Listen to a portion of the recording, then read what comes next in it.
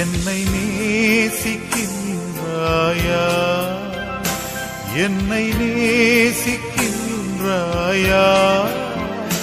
கல்வாரி காட்சியை கண்ட பின்னும் நேசியாமல் இருப்பாயா. பாவத்தின் நகோரத்தை பார், பாதகத்தின் முடிவினை பார். பரிகாச சின்னமாய் சிலுவையிலே பலியானின் பாவி உனக்கா. என்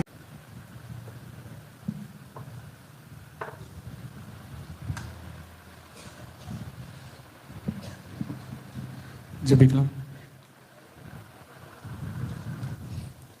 கிருபை இறக்குள்ள தகப்பனே, ஆவியானவர் தாமே ஆண்டவரே, சொல்லப்பட்டபடி பேசுகிறவர் நீங்கள் அல்ல, உங்கள் பிதாவின் ஆவியானவரே உங்களுக்கு வெளிப்படுவ சொன்னது போல ஆவியானவர் நீங்கள் பேசுங்க ஆண்டவரே, நீங்கள் பேசுங்க ஆண்டவரே. ஆண்டவரே எங்களுக்கு பேச தெரியாத ஆண்டவரே, ஆண்டவரே நீங்கள் ஆண்டவரே எனக்குள்ளேருந்து நீங்கள் பேசுங்க ஆண்டவரே.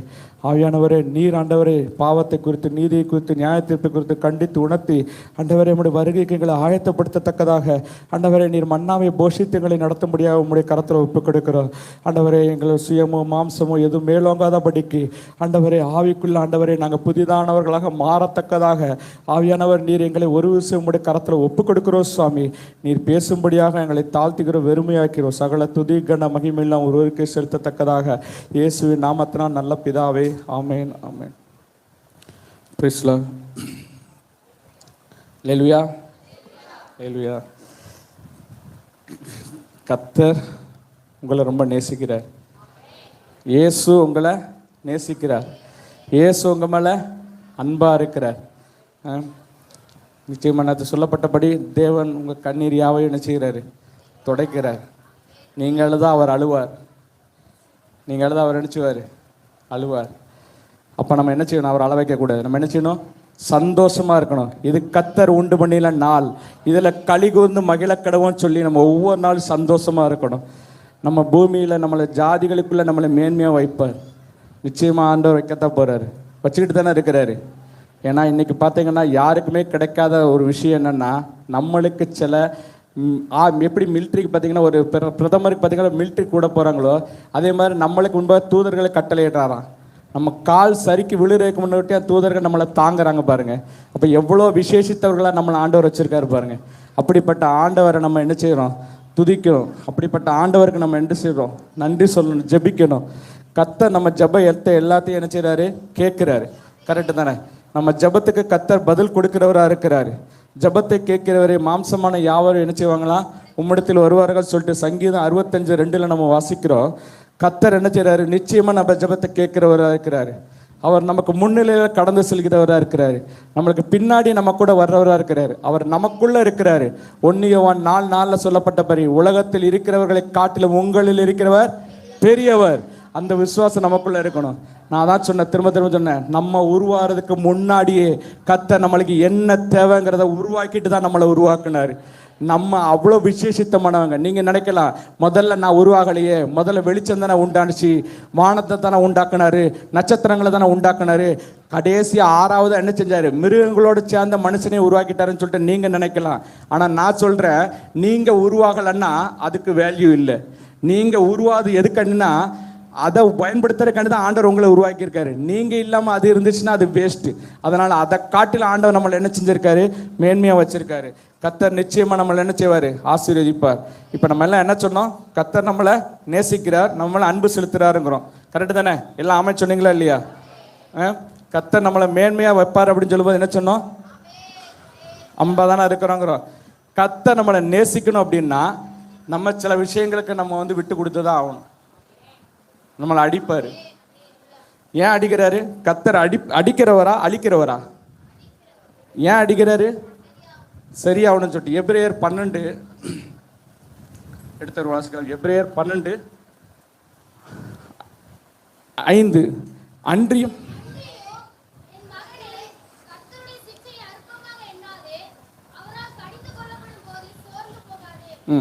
கர்த்தர் எவனிடத்தில் அன்பு கூறுகிறாரோ அவனை அவர் சிருஷ்டித்து தாம் சேர்த்துக்கொள்ளுகிற எந்த மகனையும் தண்டிக்கிறார். ஏன் கர்த்தர் வந்து இது பண்றாருன்னா நம்மள அன்பா இருக்கிறார், நம்மளை நேசிக்கிறாரு. ஏன் சில சமயங்களில் நம்மளுக்கு பாடுகள், பிரச்சனைகள், உபத்திரவங்கள் வந்து அனுமதிக்கிறார் அப்படின்னா, அப்படியாவது நம்மளை கர்த்தரை நம்ம நோக்கி பார்ப்போம் அப்படிங்கிற கேட்டுதான். ஐயா சொன்ன மாதிரி சில சூழ்நிலைகள் வரும்போது தான் தேவ சமூகத்தை நோக்கி எல்லாரும் நினைச்சிடும் வர்றோம். அதனால தான் சில ஆத்துமாக்கள் ரட்சிப்புக்கு எதுவும் ஆண்டவர் நடத்துறாரு. கரெக்டு தானே? நம்ம கர்த்தர் நம்மளுக்கு எல்லா நன்மையும் செஞ்சுட்டாருன்னா நம்ம கர்த்தர் யாருன்னு நம்ம என்ன செஞ்சிருவோம், கேட்டுருவோம். அன்னைக்கு எரிகோவை அவங்க பலத்தினால சுற்றி இருந்தாங்கன்னா அவங்க நினைச்சிருக்கலாம், என் பலத்தினால தான் இந்த கோட்டை என்ன செஞ்சது, உடஞ்சதுன்னு சொல்லி யோசிச்சிருப்பாங்க. அதனால தான் ஆண்டவர் என்ன பண்ணாருன்னா, எல்லா பலவீனத்தின் காட்டிலும் என் பலன் உன் மேலே இருக்கணுங்கிறத விசுவாசிக்கிறதுக்கு தான் ஆண்டவர் என்ன செஞ்சா, அப்படிப்பட்ட நாட்களில் என்ன செஞ்சார்னா 7 தடவை, கடைசி தடவை 7 முறை சுத்த வச்சார். நான் என்ன சொல்றேன்னா, கர்த்தருடைய பலத்துல தான் நம்ம இன்னைக்கு இருக்கிறோம். இன்னைக்கு நம்ம பேசுறோம் அப்படின்னா கர்த்தருடைய பலம் தான், நம்ம நடக்கிறோம் அப்படின்னா கர்த்தருடைய பலம் தான். அப்படிப்பட்ட கர்த்தருக்கு நம்ம நேரத்தை செலவிடுறோம். கரெக்டு தானே? எத்தனை பேர் கர்த்தரோட பேசுறோம்? நான் டெய்லி கர்த்தரோட பேசுறேன், ஏசப்பா கூட பேசுறேன்னு சொல்லுவாங்க மட்டும் சொல்லுங்க. நான் டெய்லி ஏசப்பாட்ட பேசுவேன். எத்தனை பேர் ஏசப்பாட்ட பேசுறோம்? இன்னைக்கு தலைப்பே வந்து என்னன்னா, ஜெபமும் வேதமும். நம்ம ஜெபிக்கிறவங்களாகவும் இருக்கணும், வேதத்தின்படி நடக்கிறவங்களாகவும் இருக்கணும். இந்த ரெண்டுமே 2 கண்ணு மாதிரி. இந்த 2 உங்களுக்குள்ள இருக்கிற வரைக்கும் ஒருத்தராலே உங்களை அசைக்க முடியாது. ஐயா சொன்ன மாதிரி யாக்கோபு முழுவதும் போராடி ஜெபிச்சான். வசனம் உண்மைதான். இஸ்ரவேல் யாக்கோபுக்கு விரோதமான மந்திரவாதம் இல்லை, இஸ்ரவேலுக்கு விரோதமான குறி சொல்லுதல் இல்லை. யாக்கோபா இருக்கக்கூடிய நம்மளை தெரிந்து கொண்டார், இஸ்ரவேலாக இருக்க நம்மளை தெரிந்து கொண்டார். தெரிந்து கொண்டுட்டா நம்மளுக்கு மந்திரம் பலிக்காது. எப்ப தெரியுமா? நம்ம போராடி ஜெபிக்கிறவங்களா இருக்கும்போது, அவருடைய வசனத்தின்படி நம்ம நடக்கிறவங்களா இருக்கும்போது. யாக்கோபு வெறுமனை ஜெபிக்கிறதுனால மட்டும் அவர் என்ன பண்ணல, தூதனை மேற்கொள்ளல. அவர் எதனால மேற்கொண்டா தெரியுமா? ஜெபிக்கிறவனாவும் இருந்தாரு. அவர் இஸ்ரவேலா மாறினதுனால தான் அவர் என்ன பண்ணாரு, தூதனை மேற்கொள்ள முடிஞ்சது. தூதனை கொண்டு அவர் நினைச்சாரு, தூதனே சொல்றாரு, என்னை மேற்கொண்டாயே அப்படின்னு சொல்லிட்டு. போராடி மேற்கொள்ளதுக்கு காரணம் என்னன்னா, வெறுமன ஜெபம் அப்படி மட்டும் கிடையாது. அவர் என்ன செஞ்சார்னா, தன்னுடைய பழைய சுவாபத்தை மாட்டி, அதான் சொல்றாரு, யாக்கோபு எத்தனா இருந்த யாக்கோப்பை இஸ்ரவேலா ஆண்டவர் மாத்துறாரு. இனி நீ என்ன செய்ய மாட்ட, யாரையும் ஏமாத்த மாட்டேன். ஏன்னா நீ சத்தியத்தின்படி நடக்கிற, என் கட்டளையின்படி நடக்கிற. இனி நீ எப்படிப்பட்ட மகனா இருப்ப தெரியுமா? இஸ்ரவேலா நீ இருப்ப. இஸ்ரவேலே நீ பாக்கியவதின்னு சொல்லிட்டு ஆண்டவர் என்ன செய்யறாரு, நம்மளை பார்த்தா சொன்ன அந்த இஸ்ரவேல் சந்ததியில இருந்தா ஆண்டவர் என்ன செஞ்சாருன்னா 12 கோத்திரங்களை கொடுத்தாரு. இப்போ அப்படிப்பட்ட அந்த இயேசு நமக்குள்ள வாசம் பண்றாரு. அந்த இயேசுவை நம்ம என்ன செய்யணும், டெய்லி அனுதினமும் கூப்பிடணும். ஏன்னா நம்ம ஜபத்துடைய வல்லமை என்னங்கிறது நம்ம சபையில் இருக்கிற எல்லாருக்குமே நிறைய பேருக்கு தெரியும். ஏன்னா ஐயா ஜபிக்கிற ஜபம் பார்த்தீங்கன்னா, மலை ஜபத்திலையும் சரி, நிறைய இடங்கள்ல இந்த ஜபையில இந்த ஸ்தலத்துல ஜபம் வந்து என்னன்னா, ஆண்டவர் என்னன்னா ஜப தூபத்தை போட்டிருக்காரு, எலியாவோட அக்னியை போட்டிருக்கிறாரு. இந்த இடத்துல நம்ம ஜபிக்கிற ஜபத்துக்கு கர்த்தர் பதில் கொடுக்கிறாரு. நீங்க வந்து பாத்தீங்கன்னா, அதான் வசனம் நிச்சயமா நிறைவேறும். இந்த ஸ்தலத்துல ஏறெடுக்கப்படுகிற எல்லா ஜபங்களுக்கும் கர்த்தருடைய கண்கள் எப்படி இருக்கா, திறந்தவைகளா இருக்கா, கவனிக்கிறவர்களா இருக்கிறா. அதனால நம்ம என்ன பண்ணணும்னா, ஜாக்கிரதையா இருக்கணுமா. ஏன்னா கர்த்தர் யார் பார்க்கறா? இப்ப நம்ம ஜபத்தையும் நம்மளுடைய செவிகளுக்கு யார் கேட்கிறா? கர்த்தர் கேட்கிறாரு. கர்த்தர் கேட்கும்போது அவருக்கு கொடுக்க வேண்டிய கனத்தை நம்ம என்ன செய்யணும், கொடுக்கணும். கரெக்டு தானே? கர்த்தர் நம்மளை பார்க்கிறாரு. அப்ப நம்ம எவ்வளவு விசேஷித்தமானவங்க பாருங்க. மனுஷங்க நிறைய பேர் நம்மளை பார்க்க மாட்டாங்க. கரெக்டு தானே? வசதி இருந்தாதான் நம்மளை பார்ப்பாங்க, அறிவு இருந்தாதான் நம்மளை பார்ப்பாங்க, நிறைய பேர் அழகா இருந்தாதான் பார்ப்பாங்க. ஆனா எப்படி இருந்தாலும் பார்க்கக்கூடிய ஒரே தேவன் நம்ம ஆண்டவராக இயேசு கிறிஸ்து மட்டும்தான். அவரால் மட்டும்தான் நம்மளை பார்க்காம போவே முடியாது. சகையுவ ஊரெல்லாம் பாவின்னு சொல்லுது. ஆனா அந்த சகையு இயேசுவை பார்க்கணும் பிரயாசம் தான் பட்டாரு. இயேசுவை எப்படிப்பட்டவர்னு சொல்லிட்டு பார்க்கறதுக்காண்டி என்ன பண்ண பிரயாசம் தான் பட்டாரு. பிரயாசப்பட்டு சகையை இயேசுவை கூப்பிட்டாரா? கூப்பிடல. சகையுக்கு என்ன தெரியுமா, எல்லாரும் என்ன பாவின்னு சொல்லிட்டாங்க. பாவியான என்ன இயேசு எப்படி கூப்பிடுவான்னு சொல்லிட்டு காட்டத்தி மரத்து மேலே ஏறி நின்று, குள்ளமா இருந்ததுனால காட்டத்தி மரத்தில் ஏறி நின்று நான் இயேசுவை பார்க்க பிரயாசப்படுறேன்னு சொல்லிட்டு பார்த்தாரு. நான் இப்பவும் சொல்றேன், நீங்க படுகிற வேதனை, நீங்க படுகிற பிரயாசம், நீங்க நினைக்கலாம் கர்த்தர் உங்களை பார்க்கல அப்படின்னு சொல்லிட்டு. நீங்க எவ்வளவு தூரத்துல இருந்தாலும் சரி, எவ்வளவு தாழ்வான பகுதியில் இருந்தாலும் சரி, கர்த்தர் உங்களை பார்த்துக்கிட்டு இருக்கிறார். ஏன்னா அந்த சகையை கர்த்தர் பார்த்தாரு. இயேசு பார்த்தாரா இல்லையா? இயேசு அண்ணாந்து பார்க்கிறாரு. சகைவே இறங்கி வானாரு. சகை மேலந்துட்டு சொன்னாரா, ஏசப்பா என்னை எப்படியாவது பாருங்க அப்படின்னு சொன்னாரா? சொல்லல. ஏன்னா பிரயாசத்தை தேவன் அறிந்திருக்கிறார். நம் உள்ளத்தின் இருதயத்தின் ஆழத்தில் இருக்கக்கூடிய எண்ணங்களை தேவன் அறிந்திருக்கிறார். அதை பாட்டு பண்ணோம்ல, நம்ம படுத்தாலும் நம்ம நடந்தாலும் கர்த்தர் என்ன செஞ்சிருக்காரு, எல்லாத்தையும் அறிந்திருக்கிறார். அதனால நம்ம எப்படி இருக்கணும்னா கவனமா இருக்கணும். நம்ம ஆண்டவருக்கு பிரியமாக நம்ம நடக்கணும். நம்ம ஜெபிக்கிறோம், கரெக்டு தான். நம்ம ஜெபம் வந்து பார்த்தீங்கன்னா தேசத்தை கலக்கக்கூடியது. ஐயா சொன்ன மாதிரி இந்த இடத்துல ஜெபிக்கும் போது எங்கே 2 பேர் 3 பேர் ஒருமனப்பட்டு நம்ம வசனத்தின்படி நம்ம ஜெபிக்கிறோமோ அந்த இடத்துல யார் வந்து இறங்கிடுறா? ஆவியானவர் வந்து இறங்கிறாரு. ஆவியானவர் நம்ம கூட இருக்கும்போது நம்மளுக்கு விரோதமாக யார் எதிர்த்து நிற்க முடியும்? எரேமியா 1:19 வாசிக்கலாமா? அவர்கள் உனக்கு விரோதமாக மேற்கொள்வார்கள். ம் ம்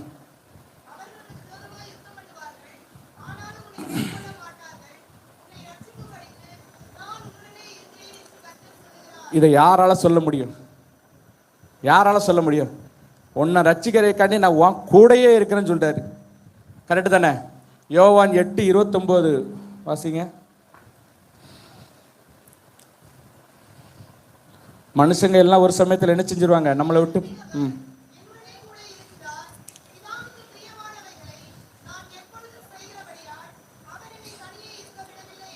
பாருங்க, அவர் நம்ம தனியாகவே இருக்க விடலை. நம்ம நினச்சிட்டு இருக்கோம், நான் ஒரு அனாதை, எனக்கு யாரும் கிடையாது, சொந்தம் கிடையாது, நான் வந்து எல்லாராலையும் கைவிடப்பட்டேன், என்னை நேசிப்பார் யாரும் இல்லை அப்படின்னு சொல்லிட்டு நீங்கள் நினைக்கிறீங்க. அவர் அனுப்பினவர் யார் கூட இருக்காருன்னா நமக்குள்ளே இருக்கிறாரு. நம்ம நினச்சிட்டு இருக்கோம். தயவு செஞ்சு இனிமே யாரும் நான் தனியாக இருக்கேன்னு யாரும் நினச்சக்கூடாது, சொல்லவே கூடாது. நான் அனாதான் யாரும் சொல்லவே கூடாது. எனக்கு அவங்க கைவிட்டுட்டாங்க, இவங்க கைவிட்டாங்கன்னு சொல்லவே கூடாது. நமக்குள்ளே யார் இருக்கா?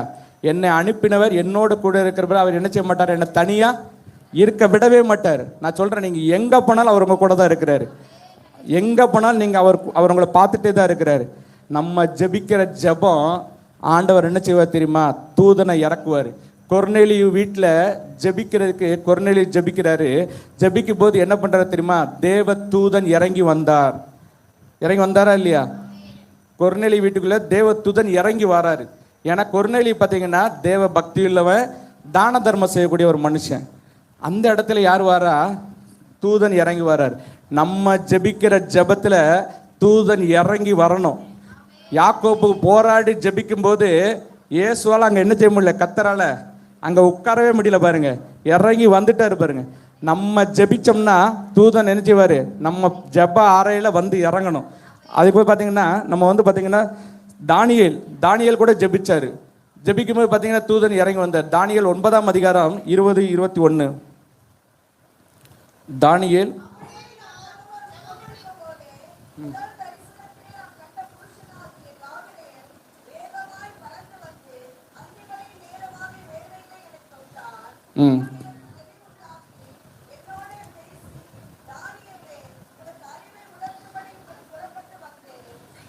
பாருங்க, அப்போ தானியேல் ஜெபிக்க மட்டும்தான் செஞ்சாரு. தானியேலுக்கு ஜெபிக்கும் போது அறிவை உணர்த்தினது யாரு? தூதனை கொண்டு ஆண்டவர் என்ன செஞ்சாரு? இறங்கி வராரு. பாருங்க, ஏசாயா 48:17 பிரயோஜனமா இருக்கிறது.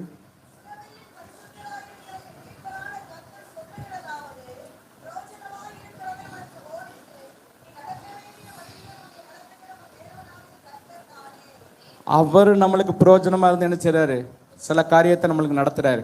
இந்த காரியம் எப்படி முடியுமோ, என் திருமண வாழ்க்கை எப்படி நடக்குமோ, என் பிள்ளைக்கு எப்படி கல்யாணம் நடக்குமோ, என் பிள்ளையோட மார்க் எப்போ வருமோ, நல்ல மார்க் வருமோ, ரிசல்ட் வருமா, நான் அடுத்து எப்படி வீடு கட்டுறது, அப்படி என்னுடைய அடுத்தடுத்த காரியங்களை குறித்து நம்ம யோசிச்சுக்கிட்டு இருக்கோம். ஆண்டவர் என்ன சொல்றா தெரியுமா? பிரயோஜனமா இருக்கிறத நான் நினைச்சுவேன், உன்னோட கூட இருந்து நான் நடத்துவேன் அப்படின்னு சொல்லிட்டு. சங்கீதம் 32:8 சொல்லப்பட்டிருக்கு, நான் உனக்கு போதித்து நீ நடக்க வேண்டிய வழியில நான் நடத்துவேன்னு சொல்றாரு. அப்போ அவர் தான் என்ன செய்றாரு? நம்மளாம் நடத்துறாரு. நம்ம நினைச்சிட்டு இருக்கோம் என் பலத்துல தான் நான் நடக்கிறேன்னு சொல்லிட்டு. அதனாலதான் இன்னை வரைக்கும் நம்மளால நடக்க முடியல.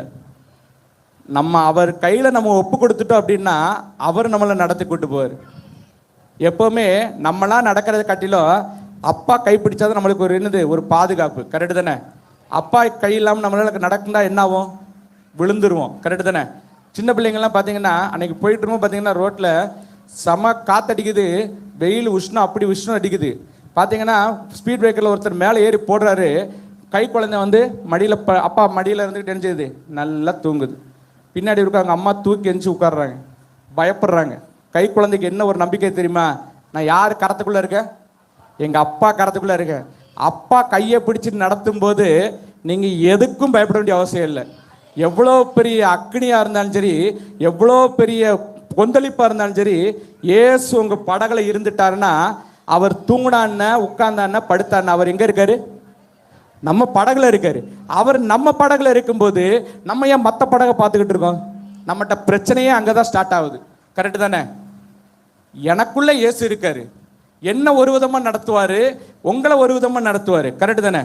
அப்ப நம்ம என்ன நினைக்கணும்னா, என்ன ஆண்டவர் எப்படி நடத்துறாரு, அவருக்கு பிரியமா நான் எப்படி நடக்கிறேன், அவரோட சத்தத்துக்கு நான் உண்மையா நடக்கிறேன்னா அதைத்தான் நான் பார்க்கணும். அவர்கிட்ட எப்படி நடத்தினாரு, நான் அதை பார்க்க போறேன், அப்படி போறேன்னு சொல்லிட்டு தன்னோட அழைப்பை விட்டு போன எத்தனையோ பேர் பார்த்தீங்கன்னா இன்னைக்கு வந்து அதுல ஓட முடியல. ஆண்டவர் ஒவ்வொருத்தரையும் ஒவ்வொரு விஷயங்கள்ல வச்சிருக்காரு. கரெக்டு தானே? ஒருத்தர் தலைக்கு சில அவயங்களை வச்சிருக்காரு. நம்ம தான் என்ன செய்யணும்னா அதுக்கேத்தாற்போல ஓடணும். நம்ம என்ன செய்யணும்னா ஜெபத்தினால கேட்கணும். நம்ம ஜெபம் சாதாரண ஜெபம் கிடையாது. நம்ம ஜெபம் வந்து என்ன செய்யுமா, இடத்தை அசைக்கும். நம்ம ஜெபம் வந்து அஸ்திபாரங்களை முறிக்கும், எதிரிகளை கூட அசைக்கும், கட்டுகளை கலண்டு விட செய்யும், சங்கிலிகளை அகற்றும். சரியா? நம்ம ஜெபம் வந்து வானத்தையே திறக்கும். இப்படிப்பட்ட அந்த ஜெபத்தை நம்ம ஜெபிக்கிறோம். கரெக்டு தானே? நீங்கள் சொல்லலாம், நான் ஜெபிச்சிட்டே தான் இருக்கிறேன், ஆனால் என் சிறையிருப்பு மாற மாட்டேங்கி, என்ன பண்ணுறதுன்னு தெரில அப்படின்னு சொல்லிட்டு நம்ம எல்லாருமே சொல்லிக்கிட்டு இருக்கேன். நான் அதான் சொல்கிறேன், நீங்கள் வெறுமனே நீங்கள் ஜெபிக்கிறது மட்டும் இருக்கக்கூடாது. இன்றைய தலைப்பண்ணுது ஜெபமும் வேதமும். ஜெபிக்கிற மனுஷன் ஜெயத்தை பெறுவான். எப்போ பெறுவான் அப்படின்னா, வேதத்தின்படி நடக்கும்போது. வேதத்தின்படி நடக்கும்போது தான் என்ன செய்ய முடியும், ஜெபத்தை பெற முடியும். மத்தேயு 7:21 சொல்லப்பட்டிருக்கு, வாசிக்கலாமா? அவருடைய சித்தம் என்னங்க?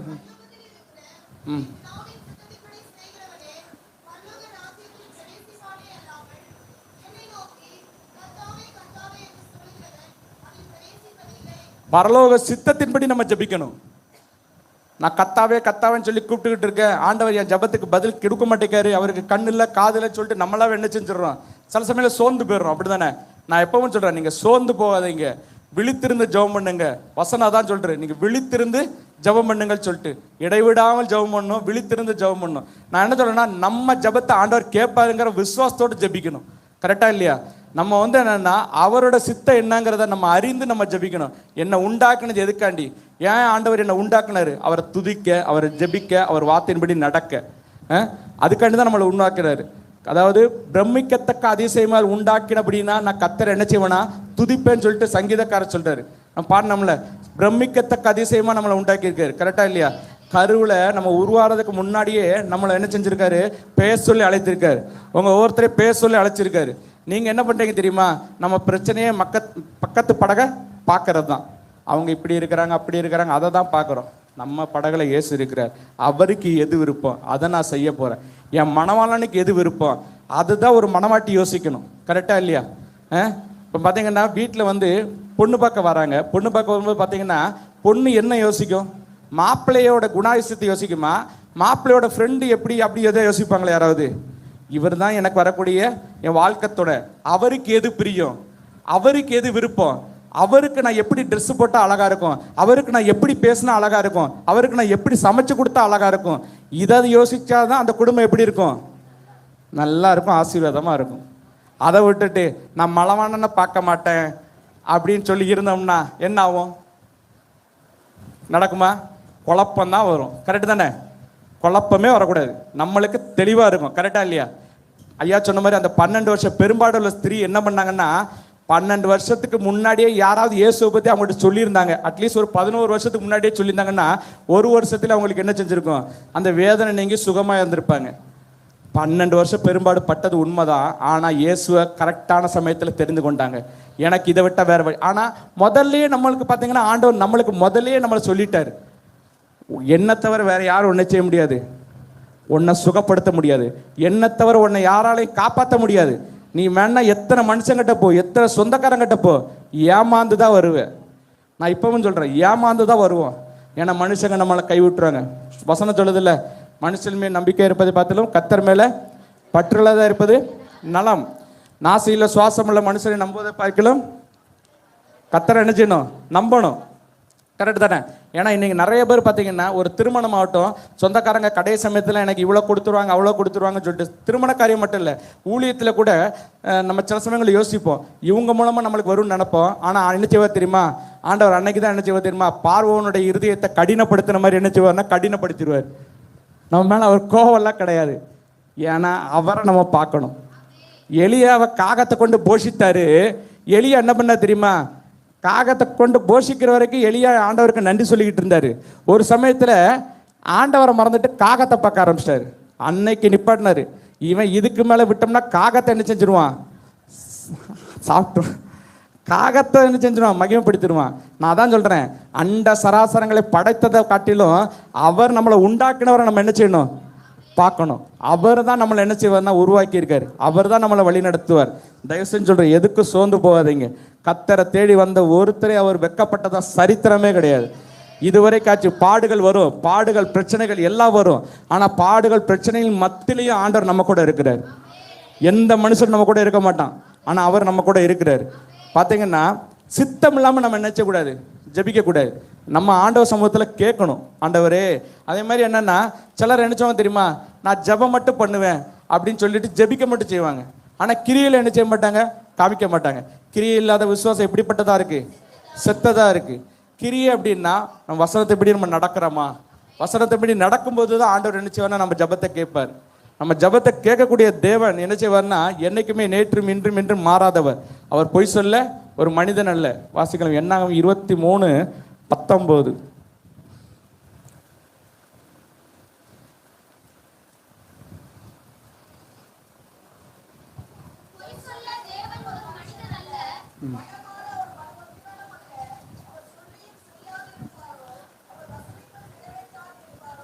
அவர் சொன்னார்னா சொன்னதுதான் கரெக்டா இல்லையா?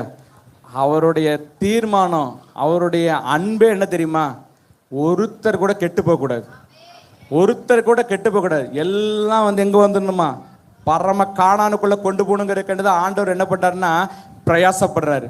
அதுக்காண்டி தான் என்ன செய்யறாருன்னா வார்த்தைகளை கொடுத்து என்ன செய்யறாருன்னா நம்மளை தேற்றுறாரு.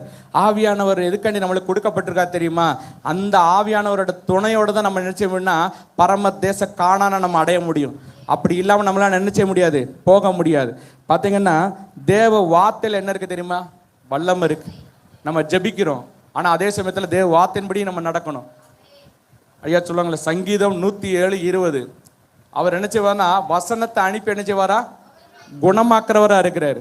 அப்போ ஒரு வசனத்தை அனுப்புனா என்ன செய்யுது, குணம் கிடைக்குது பாருங்க.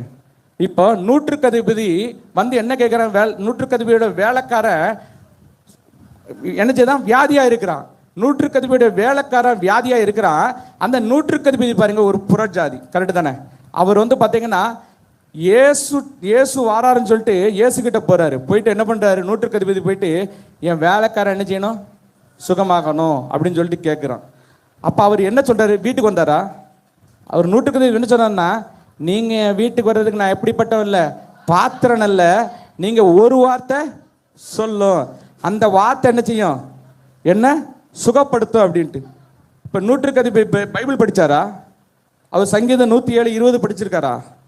வார்த்தையினால குணமாக்கும் அப்படிங்கிறது 100க்கு அதிபதிக்கு தெரிஞ்சிருக்கு பாருங்க. வார்த்தை, தேவ வார்த்தையில வல்லமை இருக்கு. அந்த வார்த்தை என்ன சுகப்படுத்துங்கிறது ஒரு புறஜாதிக்கு தெரியுது.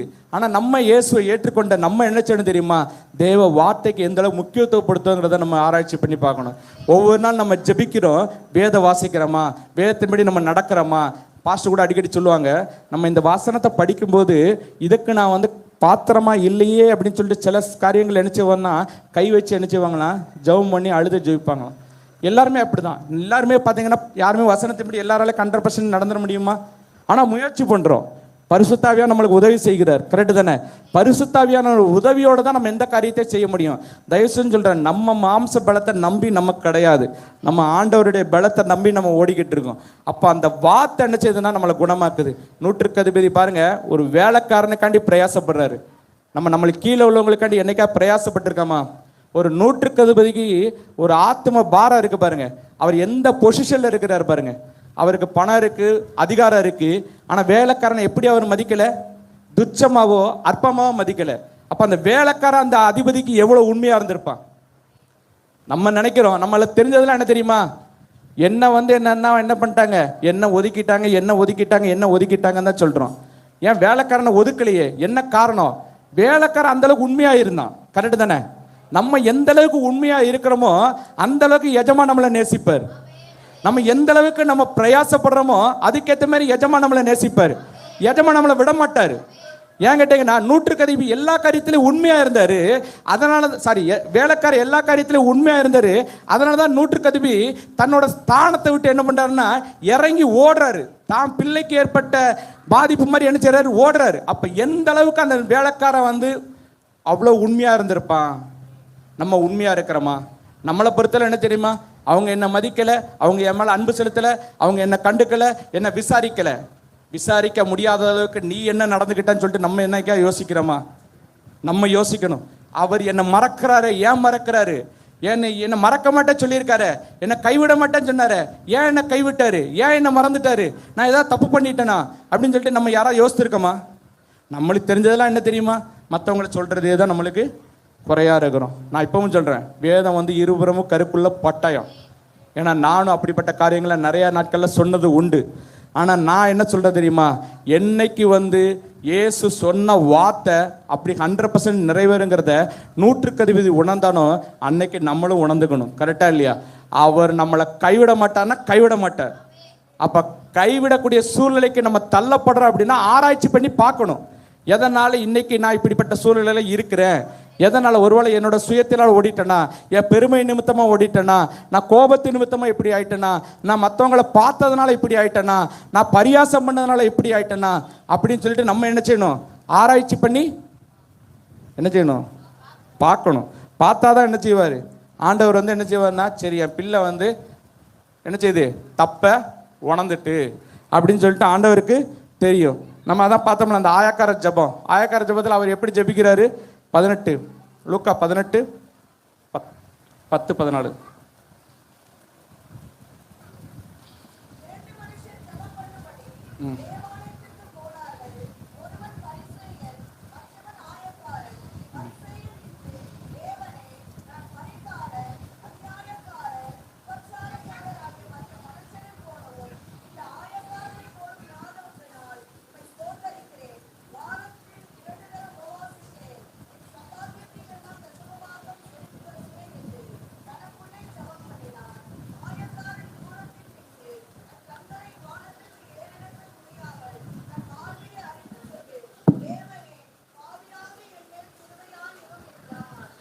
தாழ்த்தப்படுகிறவர்களோட ஜபத்தை தான் ஆண்டவர் நினைச்சவர் கேட்பார். ஏன் தெரியுமா?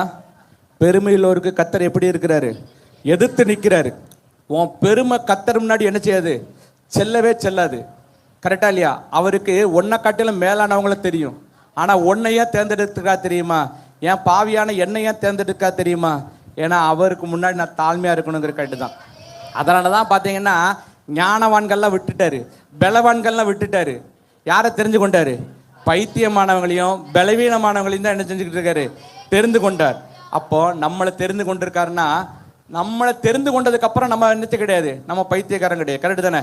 1 கொரிந்தியர் 1:18 சிலுவை பற்றிய உபதேசம் என்னதான், பைத்தியமா இருக்குமா? ரட்சிக்கப்பட்ட நமக்கு தேவ பலனா இருக்கான். மற்றவங்க சொல்லலாம், இன்னைக்கு நம்மளை பார்த்து பைத்தியக்காரன் சொல்லலாம். பைத்தியமா நம்மளை தெரிந்து கொண்டதே எதுக்கு தெரியுமா? நம்ம ஞானவானா மாற்றுறதுக்கு தான். நம்ம இனி என்ன செய்யக்கூடாது, மற்றவங்க சொல்லட்டும், 1000 சொல்லட்டும், சிலுவை பற்றிய உபதேசம் கெட்டு போகிறவர்கள் இப்படி தான் இருக்கும், பைத்தியமாக தான் இருக்கும். ஆனால் ரட்சிக்கப்பட்ட நம்மளுக்கு தான் தெரியும் அந்த சிலுவையோட மேன்மை என்னன்னு தெரியும். அவர் நம்மளுக்காக சிந்தின ரத்தம் என்னங்கிறது நம்மளுக்கு அப்போ தான் தெரியும். இயேசுவோட அன்புன்னா என்னங்கிறது நம்மளுக்கு தான் தெரியும். அவங்களுக்கு தெரியுமா? தெரியாது. ஆனால் அப்படியும் சிலருக்கு தெரிஞ்சிருக்கு பாருங்க. புறஜாதிகள் கூட சிலர் சமயத்தில் என்ன பண்ணுவாங்கன்னா, தேவனுடைய அன்பு தெரியுது, தேவன் அவங்களுக்குள்ளே இருக்கிறதே தெரியுது. இந்த ராகாப்புங்கிறவங்க இருக்கிறாங்க, உங்க எல்லாருக்கும் தெரியும். ஏன்னா நீங்கள் எல்லாமே நிறைய விஷயங்கள் தெரிஞ்சிருக்கும். என்ன சொல்கிறேன், ராகாப்புங்கிற அந்த வேசி என்ன பண்ணுறாங்க தெரியுமா? அவங்க வந்து பார்த்தீங்கன்னா உங்களுக்கு தெரியும், ஒரு வேசினா அவங்க வந்து தவறான இதில் இருக்கிறவங்க. அவங்கள வந்து என்னென்னா அனுப்புகிறாரு. யார்? யோசுவா. அனுப்பும்போது என்ன சொல்கிறாருன்னா, வேவுக்காரர்கள் அனுப்புகிறாரு. அந்த வேசி என்ன சொல்கிறாப்புல தெரியுமா? வேசின்னு நினைச்சவங்க பணத்துக்காண்டி தானே இருப்பாங்க, அப்படி தானே? அப்படிப்பட்ட அந்த வேசி என்ன சொல்கிறாங்க தெரியுமா? அவங்க என்ன சொல்கிறாங்க, வாசிக்கலாமா? யோசுவா 2:10.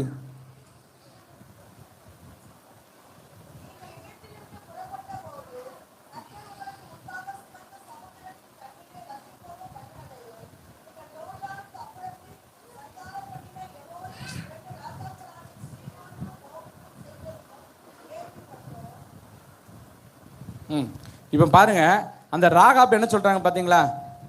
அதாவது இஸ்ரவேல் ஜனங்க கூட பார்த்தீங்கன்னா அற்புதங்களை நேராக பார்த்து என்ன செஞ்சாங்கன்னா சில சமயங்களை முறுமுறுத்தாங்க. கரெக்டு தானே? ஆனால் இந்த ராகாப் வந்து கேள்விதான் பட்டாங்க, விசுவாசிக்கிறாங்க பாருங்க. இன்று கண்ட எகிப்தியனை இனி காண மாட்டான், நான் உன்னை அதிசயங்களை காண செய்வேன்னு சொல்லிட்டு மீகால நம்ம வாசிக்கிறோமா இல்லையா? ஆனா அதிசயமா நடத்தக்கூடிய தேவன் நம்ம கூட இருக்கிறாரு. ஆனா ஒரு புறஜாதியான ராகாப் என்ன சொல்றாங்க தெரியுமா? உங்க தேவன் அதிசயமா நடத்த வல்லவரா இருந்தாராம்ல, எகிப்தில நீங்க பற்ற பாடுகள் வேதனைகள்ல இருந்து உங்களை மீட்டு கொண்டு இவ்வளவு தூரம் நடத்தி வந்த தேவன் அப்படின்னு சொல்லிட்டு அவங்க என்ன சொல்றாங்க, அந்த தேவனை குறித்து மகிமைப்படுத்துறாங்க. கரெக்டா இல்லையா? இதுக்கப்புறம் பாத்தீங்கன்னா அந்த நினைவேருடைய ராஜா யோனால பாத்தீங்கன்னா நினைவே ராஜா அவர் என்ன சொல்றாரு தெரியுமா? யோனா தீர்க்க தரிசனத்தை சொல்றாரு, நினைவே பட்டணத்தை நான் என்ன செய்ய போறேன், அழிக்க போறேன். ஏன் அழிக்கிறாரு? ஆண்டவர் இப்ப தானே சொன்னோம், அவர் தண்டிக்கிறவர் கண்டிக்கிறவர் அழிக்க மாட்டாரு. அப்ப ஏன் அழிக்கிறாரு? கர்த்தருக்கு பொல்லாப்பானதை செஞ்சா ஆண்டவருக்கு என்ன வரும்? கோபம் வரும். அவர் அன்பானவர், இரக்கமானவர், மனதுருக்க முடியவர், எல்லாம் உண்மைதான். ஆனா அவருக்கு கோபம் மூட்டக்கூடிய காரியங்களை நம்ம என்ன செய்யக்கூடாது, செய்யக்கூடாது.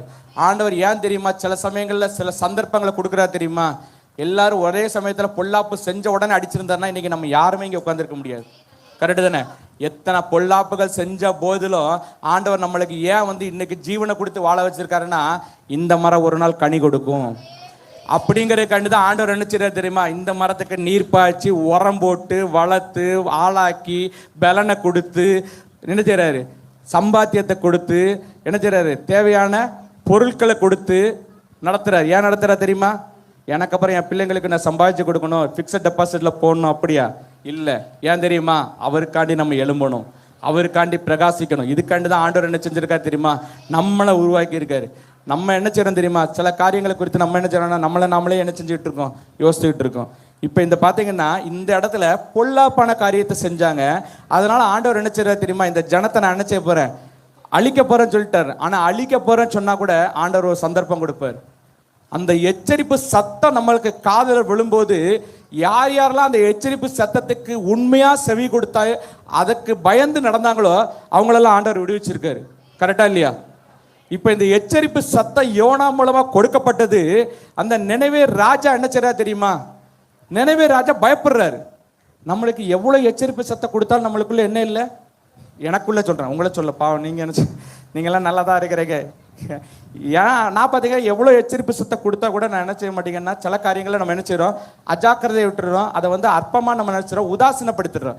எச்சரிப்பு சத்தம் வரும்போது எத்தனை பேர் கொரோனா வந்தப்போ டோட்டலாக வந்து எல்லாம் வைண்ட் அப் பண்ணதுக்கப்புறம் எத்தனை பேர் டெய்லி ஜபிச்சிருப்பீங்க, குடும்ப ஜபம் பண்ணியிருப்பீங்க? கொரோனா வந்து இத்தனை பேர் அழிஞ்சுக்கிட்டு இருக்காங்க சொல்லும்போது எத்தனை பேர் ஜபிச்சீங்க? நான் ஜபிச்சேன். எத்தனை பேர் ஜபிச்சீங்க? டெய்லி குடும்ப ஜபம் எத்தனை பேர் பண்ணியிருக்கோம்? எனக்கு தெரியும், நீங்கள் கை தூக்க மாட்டீங்க. ஏன்னா நான் ஜபிச்சு, ஏன் தெரியுமா? எனக்கு உயிர் பயம், என் பிள்ளை பயம், என் குடும்ப பயம். அதனால் நான் என்ன செஞ்சேன்? அதனால தான் சில சமயத்தில் ஆண்டவர் என்ன பண்ணுறாரு தெரியுமா? சில தீங்க அனுமதிக்கிறார். அவர் அனுமதிக்கிறது நீ படுற வேதனையை பார்த்து மகிழ்கிறதுக்காக அல்ல, நீ படுற வேதனையிலிருந்து என்னை நோக்கி கூப்பிடணுங்கிறதுக்காக தான் அவர் அனுமதிக்கிறார். ஏன்னா நிறைய பேர் பார்த்தீங்கன்னா கொரோனா காலத்தில் பார்த்தீங்கன்னா அந்த ஃபுல் லாக்டவுன் போடும்போது பார்த்தீங்கன்னா டெய்லி ஜபிப்பாங்க. அதுவும் பார்த்தீங்கன்னா சிலர் பாட்டு பாடிலாம் ஜபிப்போம். நாங்களாம் பாட்டு பாடி தான் ஜபிச்சோம். அதுக்கப்புறம் ஒரு வசனத்தை வரை எடுத்து ஜபிச்சோம். கர்த்தரை என்ன செய்யறோம், நம்ம என்ன செய்யறோம், நான் இனி எப்படி இருக்க போறேன், நான் உண்மையாக இருக்க போறேன் அப்படின்னு சொல்லிட்டு நம்ம என்ன செய்யறோம், ஜபிக்கிறோம். இப்போ நான் சொல்றேன், எல்லா சூழலையும் கர்த்தர் அறிந்திருக்கிறார். கரெக்டா இல்லையா? அப்போ நம்ம உண்மையாக நம்ம ஜபிக்கும் போது கர்த்தர் நம்ம சத்தத்துக்கு செவி கொடுப்பார். வசனம் சொல்லுதுல, உண்மையாய் தம்மை நோக்கி கூப்பிடுகிற யாவருக்கும் கர்த்தர் எப்படி இருக்கிறாரா, சமீபமாக இருக்கிறாரா. உண்மையாக அவர் சத்தத்துக்கு நீங்கள் கீழ்ப்படிஞ்சு நடந்தாதான் கர்த்தர் உங்களை பூமியில் சகல ஜாதிகளையும் மேன்மையாக வைப்பார். உபாகம் 28:1 சொல்லப்பட்டிருக்கு. நம்ம சொல்கிறோம் கர்த்தர் சகல ஜாதியை மேன்மையாக வைப்பார் அப்படின்னு சொன்னோன்னே எல்லாம் ஆசீர்வாதமாக சொல்கிறோம். ஆனால் உண்மையாக அவர் சத்தத்துக்கு நம்ம செவி கொடுக்குறோமா, அவருடைய கட்டளையின்படி நம்ம நடக்கிறோமா, அவருடைய கற்பனையின்படி நம்ம நடக்கிறோமா, அதை நம்ம யோசித்து பார்க்கணும். உண்மையாக நம்ம நடக்கும்போது, உண்மையாக ஆராதனையில் ஒரு உண்மை இருக்கணும், வார்த்தையை கவனிக்கிறதுல ஒரு உண்மை இருக்கணும். நான் தான் முதல்ல சொன்னேன், 2 அல்லது 3 பேர் என் நாமத்தினால எங்கே கூடியிருக்கிறார்களோ அவர்கள் மத்தியில் ஆண்டவர் வந்துட்டாருன்னு அர்த்தம். இப்போ ஆண்டவர் இங்கே வந்து உட்கார்ந்துருக்காரு அப்படின்னா ஆண்டவர் கொடுக்க வேண்டிய கணத்தை நம்ம என்ன செஞ்சாகணும், கொடுத்து தான் ஆகணும். கரெக்டு தானே? பார்த்தீங்கன்னா நம்ம வந்து பார்த்தீங்கன்னா ஒரு பெரிய அதிகாரியை பார்க்கணுன்னா அவ்வளோ சீக்கிரத்தில் அப்பாயின்மெண்ட் கிடச்சிருமா? அதிகாரத்துக்கு மேற்பட்ட ஒருத்தர் நம்மளை தேடி அவராகவே வராரு. அப்போ அவரை நம்ம என்ன செய்யறோம் தெரியுமா? உதாசீனப்படுத்தக்கூடாது, நம்ம கனப்படுத்தணும். பார்த்தீங்கன்னா இந்த இடத்துல நினைவே ராஜா வந்து பார்த்தீங்கன்னா யோனா கொடுக்கக்கூடிய அந்த எச்சரிப்பு சத்தத்தை என்ன செய்யறாருன்னா கேட்கிறாரு. கேட்டுட்டு என்ன பண்ணுறாரு தெரியுமா? அலர்ட் ஆயிட்டாரு. நான் தான் சொல்கிறேன், விளாட்டாக இருக்கிறது முக்கியம் இல்லை, அலர்ட்டாக இருக்கணும். பார்த்தீங்கன்னா எச்சரிப்பு சத்தம் வந்த உடனே அவர் அன்னைக்கு என்ன பண்ணாரு தெரியுமா? சரி நான் தப்பு பண்ணிட்டேன். நிறைய பேர் பார்த்தீங்கன்னா சொன்ன தப்பு சொன்னோம்னா ஆமாம் நான் அப்படி தான், என்னது நான் அப்படி தான் அப்படிம்பாங்க. ஏன் தெரியுமா? அவங்களால மாற்றிக்கவும் முயற்சி பண்ண மாட்டாங்க, மாற்றவும் மாட்டாங்க. ஆனால் இந்த நினைவே ராஜா என்ன பண்ணா தெரியுமா? இல்லை இல்லை நான் பண்ணது தப்பு தான், ஆண்டவர் சொன்னது உண்மை தான், யோனா நீ சொன்னது உண்மை தான், நீ சொன்னபடியே தான் நான் நடந்தேன். நிறைய பேர் பார்த்தீங்கன்னா நீ எப்படி என்ன சொன்ன, நான் அதை பொல்லாத வழியில் நடந்தேன், உனக்கு எப்படி தெரியும், நீ வந்து பார்த்தையா அப்படின்னு சொல்லி கேட்போமா இல்லையா? நான் அப்படி என்ன தப்பாக பேசிட்டேன், நீ என்னை பற்றி இந்த வார்த்தை கேட்குற அப்படின்னு நம்ம என்ன செய்வோம், சொல்லுவோம். நான் சொல்கிறது கூச்சப்படலை. நான் முழங்கால் போட்டு ஜெபிக்கிறத காட்டிலும் நான் அரை முழங்கால் போட்டு ஜெபிக்கிறத ஒரு சின்ன குழந்தை பார்த்துட்டு சொல்லியிருக்கு. வீட்டில் போயிட்டு போவாசனம் கூட தான் என்ன பண்ணுறாரு, போவாசங்கள் கூட தான் அரை முட்டங்கள்லாம் ஜெபிக்கிறாங்க அப்படின்னு. நான் அந்த பிள்ளைகிட்ட போய் சொல்ல முடியுமா? நான் நைட் மணி பார்த்துட்டு வந்தேன், டயர்டாக இருந்தால் சொல்ல முடியுமா? அது ஒரே வார்த்தை சொல்லணும், ஜபம்னா என்ன செய்யணும், நேர் முழங்கால போடணும். அது நீனா இருந்தாலும் சரி, யாராக இருந்தாலும் சரி. அதுக்கு பாருங்க எவ்வளோ அழகாக கவனிச்சிருக்கு. அதான் ஐயா சொல்லுவோம் அடிக்கடி, எத்தனை கண்கள் வந்து யாரை பார்க்குது, ஒரு ஊழியக்காரரை பார்க்குது. அதான் வசனம் சொல்லுது, ஒன்று கொஞ்சம் 10-12 நினைக்கிறேன், வாசிங்க. 1 Corinthians 10-12.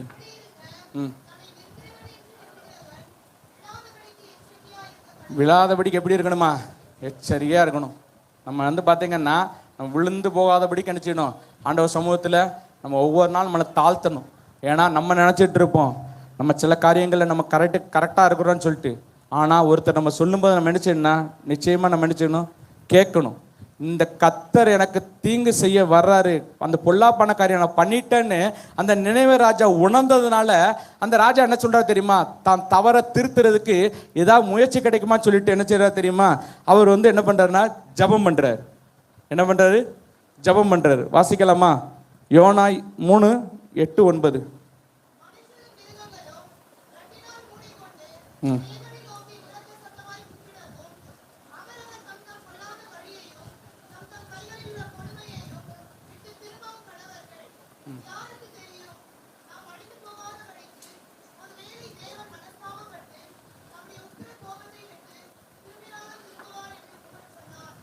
பாருங்க, அப்போ பொல்லாத வழிகளை விட்டு மனம் திரும்பினா ஆண்டவர் சொன்னது தான்.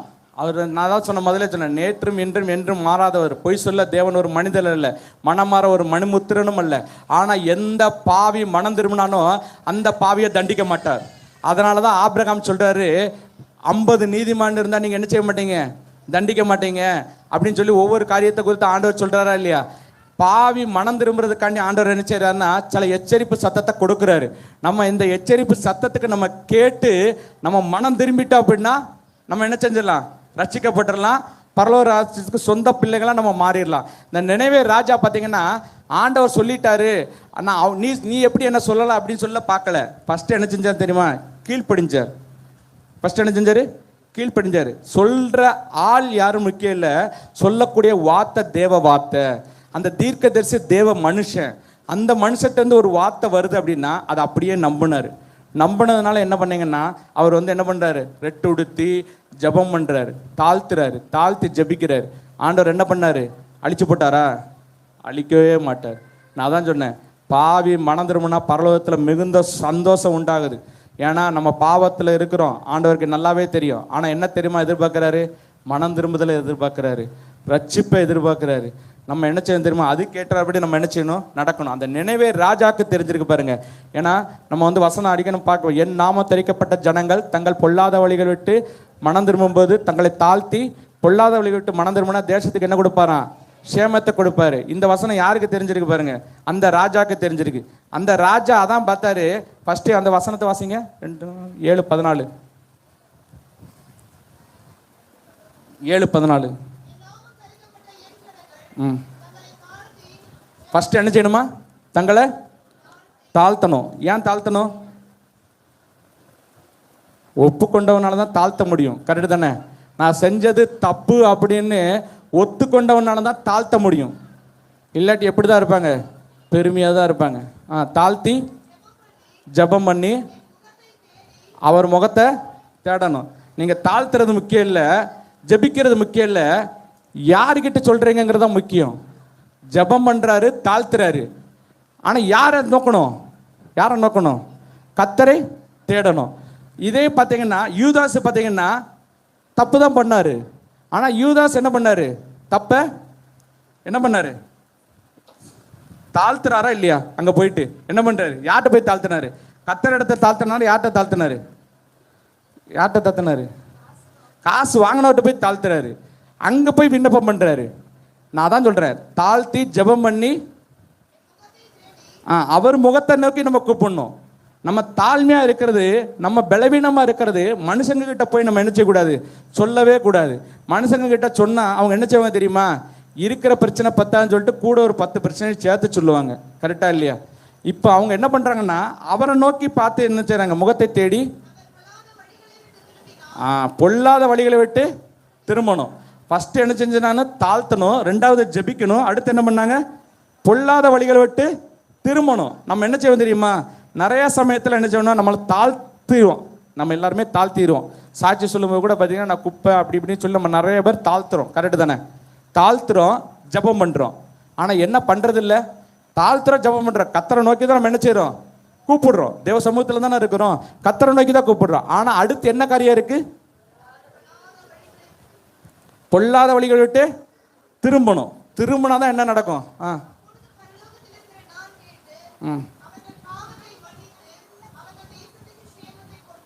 ஆமாம். அப்போ நம்ம வெறும் தாழ்த்த மட்டும் கூடாது, வெறும் ஜெபிக்க மட்டும் கூடாது, தேவனை நோக்கி பார்க்கறது மட்டும் நம்ம நோக்கம். அதே சமயத்தில் என்ன செய்யணுமா? பொல்லாத வழிகிட்டு மனம் திரும்பணும். சரியா? அதான் வசனம் சொல்லுது, தன் பாவத்தை மறைக்கிறவன் வாழ்வன், அதை அறிக்கை செய்து விட்டு விடுகிறவனை இறக்க முடியும். அதை அறிக்கை செய்தால் மட்டும் இறக்கம் கிடைச்சிடாது, அதை அறிக்கை செய்து விட்டுறணும். திரும்ப திரும்ப அந்த பாவம் நம்மளை நினைச்சக்கூடாது, தொடரக்கூடாது. ஏன் தொடரக்கூடாது தெரியுமா?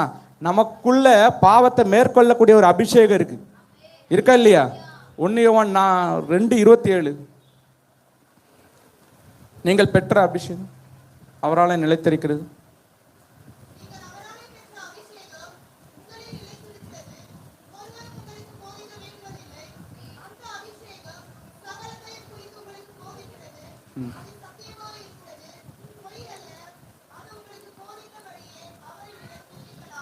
ஆமாம், நீங்கள் பெற்ற அந்த அபிஷேகம் என்ன செய்யுது தெரியுமா? சாதாரண அபிஷேகம் கிடையாது. அந்த அபிஷேகம் இருக்கிற வரைக்கும் நீங்கள் எதையும் மேற்கொள்ள உங்களால் முடியும். கரெக்டு தானே? அதனால தான் வந்து பார்த்தீங்கன்னா இந்த இடத்துல வந்து பார்த்தீங்கன்னா தங்களுடைய பொல்லாத வழிகளை நம்ம விடணும் அப்படின்னு நம்ம முயற்சி பண்ண முடியாது. ஆனால் நம்மக்குள்ளே இருக்கக்கூடிய அந்த அபிஷேகம் என்ன செய்யும் தெரியுமா? இனி பாவத்தை தொடாதபடிக்கு நம்மளை என்ன செய்யும்? மேற்கொள்ள வைக்கும். சரியா? நம்ம பாவத்துக்குள்ளே போகாதபடிக்கு அந்த அபிஷேகம் நம்மளை என்ன செய்யும் தெரியுமா? பாவத்தை குறித்து, நீதியை குறித்து, நியாய தீர்ப்பை குறித்து நம்மளுக்கு என்ன செய்யும் தெரியுமா? கண்டித்து உணர்த்தும். நிறைய பேர் பார்த்தீங்கன்னா பாவத்தை தெரிஞ்சே விழுந்துட்டு திரும்ப பாவம் பண்ணி நான் தெரியாமல் பண்ணிட்டேன் அப்படின்னு சொல்லி யோசிப்பாங்க. அவங்களால பார்த்தீங்கன்னா பாவத்தை மேற்கொள்ளவே முடியாது. ஆனால் அபிஷேகம் பெற்ற ஒவ்வொருத்தராலையும் பாவத்தை மேற்கொள்ளக்கூடிய அதிகாரம் நம்மளுக்கு கொடுக்கப்பட்டிருக்கு. அந்த அதிகாரத்தை பயன்படுத்தி நம்ம என்ன தெரியுமா? இந்த உலகத்தை ஜெயிக்கலாம். அதான் ஜெயம் கொள்ளுகிறவன் எவனும் அவனுக்கு என்ன கொடுப்பாரான்? கிரீடத்தை கொடுப்பாரு. அப்போ நம்ம ஜெயம் கொள்ளுகிறவர்களாக நம்ம மாத்திரம் இருந்தால் மட்டும்தான் ஆண்டவர் நம்மளை என்ன செய்வார்னா நித்தியத்துக்குள்ளே கொண்டு போய் நம்மளுக்கு ஒரு கிரீடத்தை வைப்பார். கரெக்டாக இல்லையா? ஆமாம். எல்லா விதத்துலையும் நம்ம எப்படி இருக்கணும் தெரியுமா? முழு இருதயத்தோட, முழு மனதோட ஜெபிக்கிறதுல, துதிக்கிறதுல, அவரை தேடுறதுல, எல்லாத்துலையும் எப்படி இருக்கணும்னா நம்ம வந்து முழு இருதயத்தோடு இருக்கணும். ஆண்டவர் தான் சொல்கிறார், முழு இருதயத்தோட, முழு மனதோட, முழு ஆத்மாவோட என்ன நீ தேடுப்பா அப்படின்னு சொல்லி. அந்த அன்னைக்கு 12 வருஷம் பெரும்பாலும் அந்த வெரோனிக்கா எப்போ அவங்க அந்த முழு இருதயத்தோடு தேட ஆரம்பிச்சாங்கன்னா மனுஷங்க கிட்டெல்லாம் போயினாங்க, செல்வாக்கெல்லாம் நம்பினாங்க, அதிகாரத்தெல்லாம் நம்பினாங்க, ஒன்றும் எடுபடலாம் தெரிஞ்சு கடைசி சமயத்தில் வந்தாங்க. ஆனால் இன்னைக்கு நம்ம அப்படி ஆண்டவர் விடலை.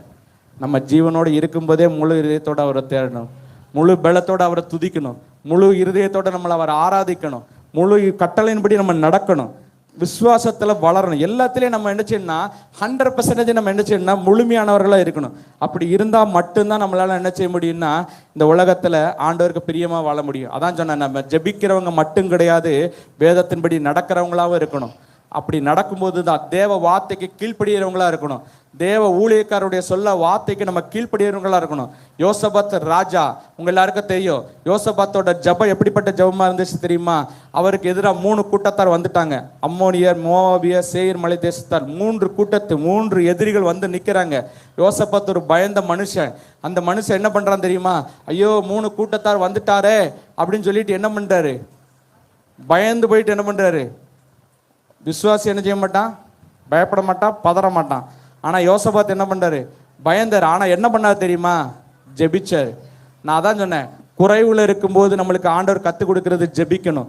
பயத்துல இருக்கும்போது கற்றுக் கொடுக்கறது ஜெபிக்கணும். பாத்தீங்கன்னா எனக்கு 5 அப்ப 2 மீன் தான் இருந்துச்சு, குறைவு இருந்தது. இயேசுவே என்ன பண்ணார் தெரியுமா? குறையா இருக்கேன்னு சொல்லிட்டு டக்குன்னு என்ன இப்படி பண்ணிட்டாரா? இல்ல, அவர் என்ன பண்ணாரு? குறைவா இருக்கும்போது பிதாவை நோக்கி என்ன செஞ்சாரு? ஜெபிச்சாரு. எப்பப்பெல்லாம் என் வாழ்க்கையில குறைவுபடுதோ, எப்பப்பெல்லாம் எனக்குள்ள பிரச்சனை வருதோ, அப்ப ஆண்டவர் நம்மளுக்கு கற்றுக் கொடுக்கறது என்ன தெரியுமா? ஜெபிக்கணும். இந்த இடத்துல பாத்தீங்கன்னா யோசபாத் என்ன பண்ணான்னா, அவருக்கு விரோதமா எழும்பி நிக்கிறாங்களா, சத்துருக்கள் எழும்பி நிக்கிறாங்களா அப்படிங்கிறத பார்த்தவொன்னே அவர் என்ன செஞ்சா தெரியுமா? ஃபர்ஸ்ட் ஒருமனப்படுறாரு. ஜனங்களை ஃபுல்லா கூட்டு ஒருமனப்படுறாரு. ஒருமனப்பட்டு என்ன பண்றாரு தெரியுமா? எல்லாம் வாங்க நம்ம என்ன செய்வோம்? ஜெபம் பண்ணுவோம். இந்த ஜெபத்தினால என்ன செய்யலாம்? சத்துருவை மேற்கொள்ளலாம். இந்த ஜெபத்தினால என்ன பண்ணலாம் தெரியுமா? இயேசுவின் நாமத்தினால பாத்தீங்கன்னா ஒரு எலியா 450 என்ன செஞ்சாரு? பாகால் தீர்க்கதரிசிகளை அழிக்கிறதுக்கு யாரு தெரிஞ்சு கொண்டார்? ஆண்டவர் ஒத்த மனுஷனை தெரிஞ்சு கொண்டாரா இல்லையா? ஒத்த மனுஷன் மோசே, அவனை கொண்டு என்ன செஞ்ச தெரியுமா? இஸ்ரவேல் ஜனங்க நடத்தினான். நான் ஒருத்தன் தான் இருக்கிறேன், எனக்கு கூட ஒரு ஆள் வரணும் அப்படின்னு சொல்லி யாரும் யோசிக்க கூடாது. ஒத்த மனுஷனை கொண்டு அவ்வளோ பெரிய ஆயிரக்கணக்கான லட்சக்கணக்கான ஜனங்களை நடத்த ஆண்டவரால் முடியும். அப்படின்னா ஒத்த மனுஷன் திறப்புல நின்று ஜெபிச்சு கருத்தா ஜெபிச்சா எவ்வளோ பெரிய விக்கிரக தோப்புகளை கூட அழிக்க முடியுங்கிறத நம்ம என்ன செய்யணும்? அந்த ஜெபத்தோட வல்லமை நம்மளுக்கு தெரியணும். அப்படின்னா தான் நம்ம ஜெபிக்க முடியும். கரெக்டு தானே? நம்ம என்ன செய்யறோம்னா, நம்ம வந்து சாதாரணமாக நம்ம ஜெபிச்சிடுறோம். நிறைய இடங்களை பார்த்தீங்கன்னா எனக்கு வெறும் ஜெபம் மட்டும்தான் கொடுத்தாங்க அப்படிம்பாங்க. வெறும் ஜெபம் தான் கொடுத்தாங்க. அவங்களே என்ன செஞ்சாங்க? ஜெபம்னா வெறுமை அப்படிங்கிற மாதிரி. எனக்கு மெசேஜ் கொடுக்கல, எனக்கு ஆராதனை கொடு, வெறும் தொடக்க ஜெபம் மட்டும்தான் கொடுத்தாங்க, இல்லை முடிவில் ஒரு ஜெபம் மட்டும்தான் சொன்னாங்க அப்படின்னு. ஜெபத்தை நம்மளே என்ன செய்யறோம்? சில சமயம் என்ன பண்ணுறோம்? அலட்சியமாக பேசுகிறோம். கரெக்டு தானே? ஏன் ஜெபம் அசைக்கக்கூடியதுங்கிறது நம்ம தெரிஞ்சோம்னா நம்ம அதனுடைய வல்லமை நம்மளுக்கு முதல்ல புரியணும். என் ஜபம் வந்து இந்த இடத்த அசைக்கும். என் ஜபம் வந்து பார்த்தீங்கன்னா கட்டுகளை விடுவிக்கும். என் ஜபம் வந்து பார்த்தீங்கன்னா பிசாசு எரிச்சல் அடைவான் அப்படிங்கிற நம்பிக்கை இருந்துச்சுன்னா நம்ம ஜபத்தை குறித்து அலட்சியமாக என்ன செய்ய மாட்டோம்? பேசவே மாட்டோம். இந்த யோசபாத் பார்த்தீங்கன்னா ஒருமனப்பட்டார். உபவாசம் பண்ணி ஜெபிப்பு வாங்க அப்படின்னு. அப்போ அன்னைக்கு நினைவே ராஜா பண்ணார்ல, ஜனங்கள் எல்லாம் கூட்டுறாரு. கூட்டி எப்போ வாங்கப்பா, நம்ம பொல்லாத காரியம்லாம் பண்ணது உண்மைதான், வாங்க நம்ம எல்லாம் சேர்ந்து என்ன செய்வோம்? ஒரு தீர்க்கதரிசி சொல்லிட்டாரு, அதை நம்பினாரு, கீழ்ப்படிஞ்சாரு. என்ன பண்ணார் தெரியுமா? எப்போ வாங்க என்ன பண்ணலாம், நம்ம என்ன செய்யணும், இனிமேல் அந்த காரியத்தை விட்டுருவோம், நம்ம எல்லாம் அழுது ஜெபம் பண்ணுவோம், அழுது ஜெபிச்சு ஆண்டவர்கிட்ட இரக்கத்தை பெற்றுக்கொள்வோம், நம்ம இந்த தேசத்தை அழிவுலேருந்து நம்ம பாதுகாப்புன்னு சொல்லிட்டு ஒரு நினைவே ராஜா ஆத்ம பாரத்தோடு ஜெபிச்சாரு. இந்த இடத்துல யோசபாத் என்ன பண்றாருன்னா, எதிரிகள் தமக்கு விரோதமா எழும்பி வாராங்க. அதை பார்த்த உடனே யோசபாத் ராஜா பண்ண முதல் காரியம் ஒருமனப்பட்டாரு. ஒருமனப்படணும். ஒருமனப்பட்டு ஜெபிக்கும் போது யூதா ஜனங்கள் என்ன செஞ்சாருன்னா கர்த்தரோட பக்கத்துல திருப்பினாரு. 2 நாளாகமம் 20:4.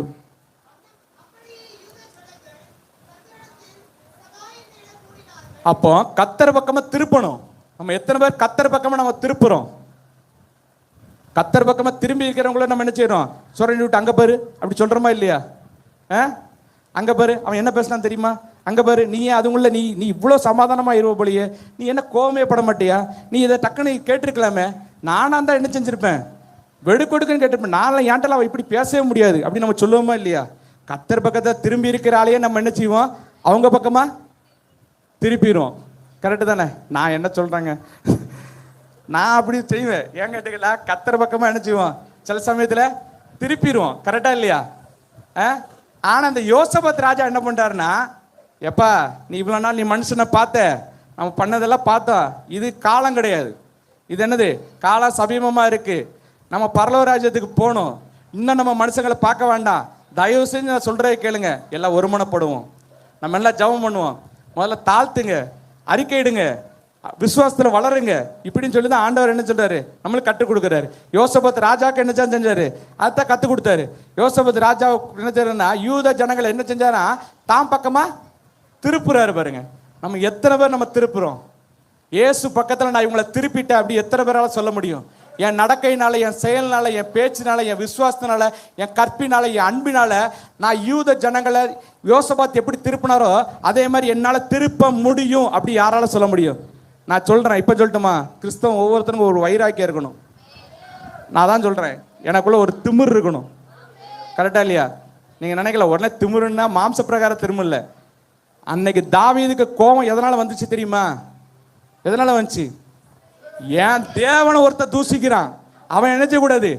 ஆனா நான் மேற்கொள்ள முடியாது. எனக்குள்ள இருக்கக்கூடிய ஆவியானவர் நினைச்சவர், கர்த்தர் நினைச்சவாரு, நிச்சயமா ஜெயிப்பான்னு சொல்லிட்டு போனாரு.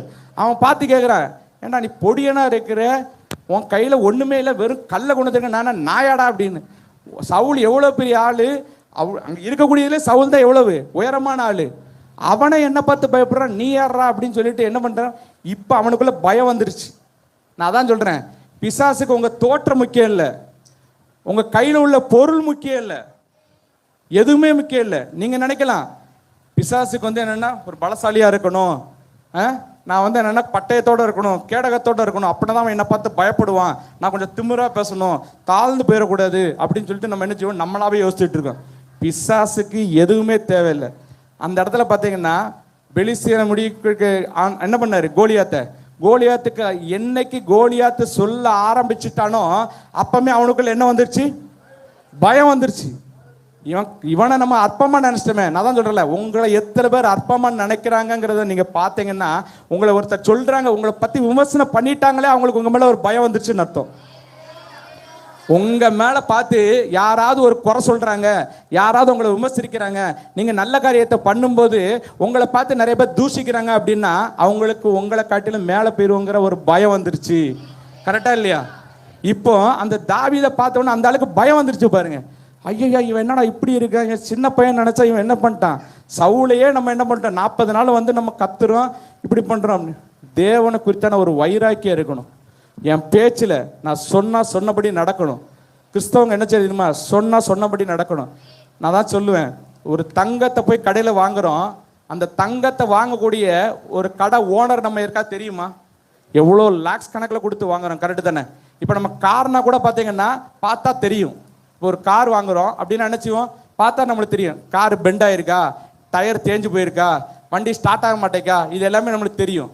ஆனால் தங்கமோ இப்போ பார்த்தீங்கன்னா தங்கமோ கவரிங்கும் பார்த்தீங்கன்னா ஒரே மாதிரி தான் இருக்குது. கரெக்டு தானே?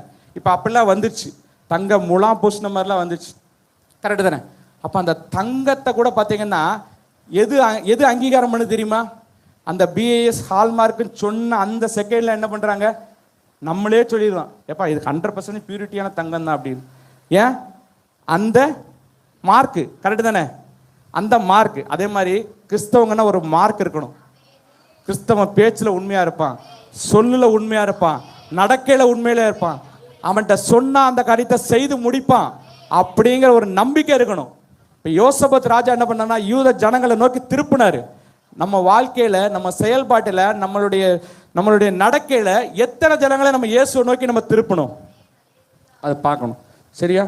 அதுக்கப்புறம் பார்த்தீங்கன்னா புலம்பக்கூடாது. யூதர் ஜனங்களை திருப்பியாச்சு, ஜெபம் பண்றாரு, எல்லாம் பண்றாரு, ஆண்டவரை பத்தி எல்லாம் பேசுறாரு.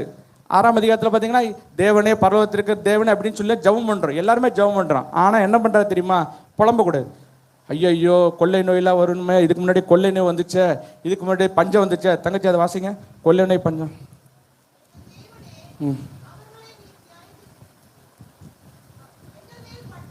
ம்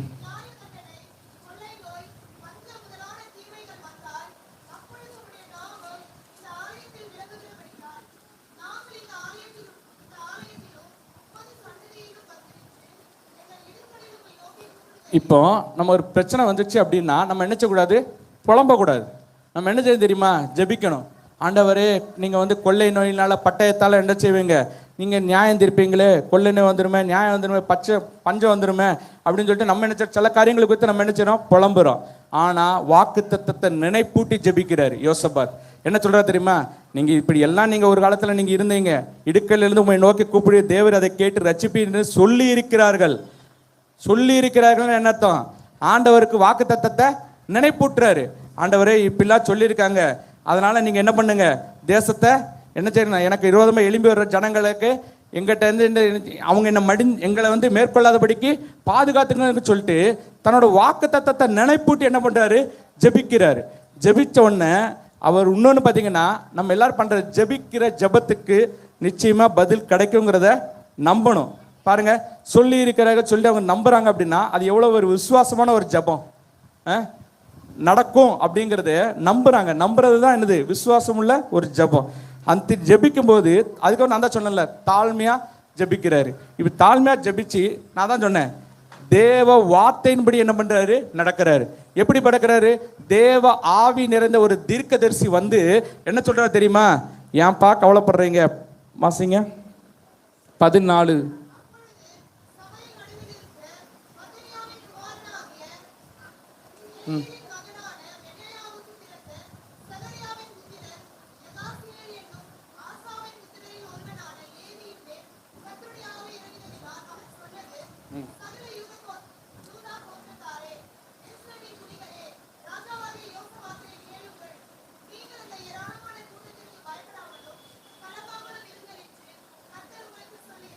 இது இப்படி சொல்றாங்க. அவர் சொல்லும்போது அவர் சொல்லிட்டு போயிடுவார். நம்ம என்ன சொல்ல, அவர் சொல்லிட்டு போயிடுவாருங்க.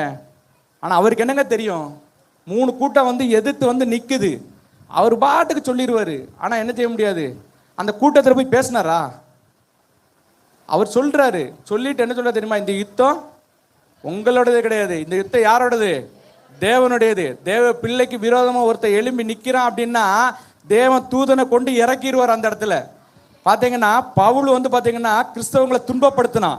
ஆனா தேவன் பொறுத்துக்கிட்டு இருந்தாரா? ஒரு சமயத்தில் என்ன பண்றா தெரியுமா, தேவன் இறங்கிட்டார் அந்த இடத்துல. எத்தனை நாள் நானும் பார்த்துட்டு இருக்கேன், முள்ளில் உதைக்கிறது உனக்கு கடினமா இல்லையா? நீ என்ன பண்ணிட்டு இருக்க, நீ யாரை என்ன செய்யற, கொடுமைப்படுத்திக்கிட்டு இருக்க அப்படின்னு சொல்லிட்டு நினைச்சு வந்துருமா, தேவனே நினைச்சவனா இறங்கிடுவார்.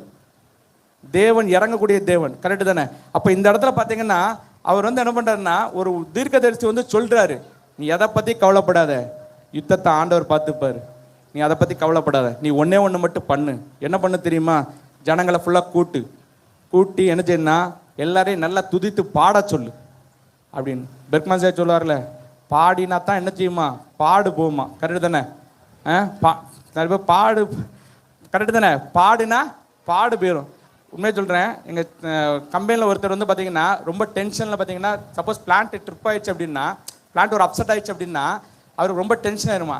டென்ஷன் ஆயிருமா என்ன பண்ணுறாருன்னா, ஒரு புறஜாதி அவர் என்ன பண்ணுறாருன்னா, டென்ஷன் நினைச்சவன்னா பாட்டு போடுவார். அதாவது உலகப்புறமான சினிமா பாட்டை போடுவார்.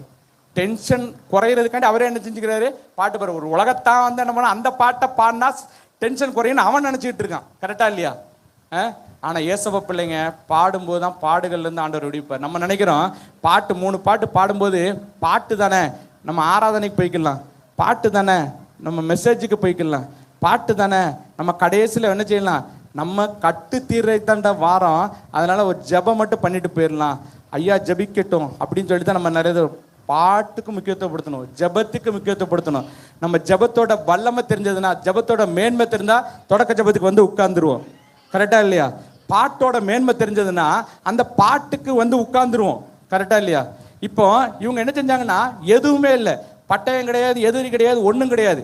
அந்த கர்த்தருடைய ஆவியானவர் சொன்ன வார்த்தைக்கு அப்படியே கீழ்ப்படிஞ்சு என்ன பண்ணாங்க தெரியுமா, பாடதான் செஞ்சாங்க. என்ன பண்ணாங்க, கர்த்தர் நல்லவர், கர்த்தரை நம்புங்கள்.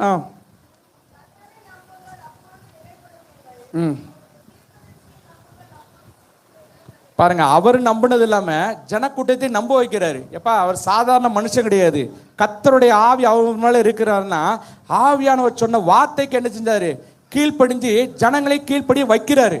ஃபர்ஸ்ட் என்ன பண்ணாருன்னா, யூதா ஜனத்தை கர்த்தர் பக்கமா திருப்பினாரு. திருப்பிட்டு என்ன பண்றாருன்னா, நீங்க அஜாக்கிரதையா இருக்கிறீங்க, நீங்க நான் உங்களை திருப்பினேன், அந்த கர்த்தர் யார் தெரியுமா, அவர் மேல உள்ள அந்த ஆவியினுடைய வல்லம் என்ன தெரியுமா, இப்ப நான் சொல்றேன், அவர் சொல்படி கேளுங்க அப்படின்னு சொல்றாரு. சொன்னதுக்கு அப்புறம் பாத்தீங்கன்னா, கர்த்தரை துதியுங்கள், அவர் கிருபை என்றும் உள்ளது என்று கர்த்தரை பாடவும் பாடகரை நிறுத்தினார்கள். இப்ப கர்த்தரை நோக்கி அவங்க என்ன பண்றாங்கன்னா, வெறும் பாட்டு தான் பாடுறாங்க. பாட்டு பாடின நிமித்தமா என்னாச்சுன்னா பாடு போயிடுச்சு. என்ன பண்ணாங்க, அவங்களுக்கு விரோதமாக எழும்பி இருக்க ஒவ்வொருத்தரும் இங்கே பாடி துதிக்க துதிக்க துதிக்க சிறைச்சாலையில் இருக்கக்கூடிய ஜனங்கள்லாம் ரட்சிப்பு வைக்கப்பட்டுருவாங்க. நம்புறமா இல்லையா? நீங்கள் பாடி துதிக்கும் போது அங்கே உள்ள ஜனங்கள் ரட்சிக்கப்படணும். கரெக்டா இல்லையா? இவங்க பாடும்போது எனக்கு தெரிஞ்சு அந்த பட்டணத்துக்குள்ளேயே அவங்க வந்திருக்க மாட்டாங்க. அந்த 3 கூட்டத்தை அந்த பட்டணத்துக்குள்ள வர்றதுக்கு முன்னாடியே ஒருத்தருக்கு முன்னாடி ஒருத்தர் என்ன செஞ்சுட்டாங்க, வெட்டுண்டு மடிஞ்சிட்டாங்க. அழித்து போட்டுருவார். ஏன்னா பாட்டுக்கு அவ்வளோ வல்லமை இருக்கு, துதிக்கு அவ்வளோ வல்லமை இருக்கு, ஆராதனைக்கு ஒரு வல்லமை இருக்கு. ஆராதனை வந்து இடத்த அசைக்கும். ஆராதனை பார்த்தீங்கன்னா பவுலு சீலாவும் நம்ம சிறைச்சாலையில் இருக்கும்போது ஜனங்களாம் என்ன செஞ்சாங்களாம், சபையெல்லாம் கூடி ஜெபிச்சாங்க, ஆராதிச்சாங்க. சிறைச்சாலை கதவுகள்லாம் என்ன செஞ்சதா, அசைஞ்சது. இன்னைக்கு நம்மளுக்கு விரோதமாக எழும்பி இருக்கக்கூடிய எல்லா விதமான சிறையிருப்பை மாற்றணும் அப்படின்னா நம்ம ஃபர்ஸ்ட் என்ன செய்யணும்னா ஜெபிக்கணும். 2வது என்ன செய்யணும்னா பாடணும். 3வது என்ன செய்யணும்னா ஆராதிக்கணும், துதிக்கணும். ஆண்டவர் நம்மளை நம்பி கொடுத்துருக்காரு தெரியுமா. இந்த ஜனத்தை எனக்கென ஏற்படுத்தினேன். எதுக்காண்டி ஏற்படுத்தினாரு? என்ன துதிக்கிறதுக்காண்டி இந்த ஜனத்தை ஏற்படுத்தினேன்னு சொல்லிட்டு. அதான் சொன்னேன், ஒருவரை எதுக்காண்டி படைத்தா தெரியுமா? பக்தியுள்ள சந்ததியை எதுக்காண்டி அவர் உருவாக்குனார்னா என்ன துதிக்கணும் அப்படிங்கிறக்காண்டி தான். தாயின் கருவில் நம்மளை உருவாக்கி பிரமிக்கத்தக்க அதிசயமா உண்டாக்குனது எதுக்கு தெரியுமா? நம்மளை அவரை துதிக்கிறதுக்காண்டி தான். அவரை துதிக்கிறதுக்காண்டி தான் நம்மளுக்கு ஜீவனை கொடுத்து பெல்லத்தை கொடுத்து நம்மளை என்ன செஞ்சுட்டு இருக்காரு, ஓட வச்சுக்கிட்டு இருக்காரு. கத்தர் இருந்துச்சு வந்தா அதுக்கப்புறம் பார்த்தீங்கன்னா ஒருத்தர் என்ன செஞ்சாங்க, வெட்டுண்டு மடிஞ்சிட்டாங்க. நான் என்ன சொல்றேன்னா, வேதத்தைப்படி நம்ம நடப்போம். அந்த காலத்தில் வேதம் இல்லை, வேதம் கிடையாது, வேத ஆசாரியர்கள் கிடையாது. ஆனால் அவங்களே என்ன செஞ்சாங்கன்னா தேவனுக்கு பயந்து நடந்தாங்க. 2 நாளாகமம் 15:3. ஆசா வாழ்ந்த நாட்களில் பார்த்தீங்கன்னா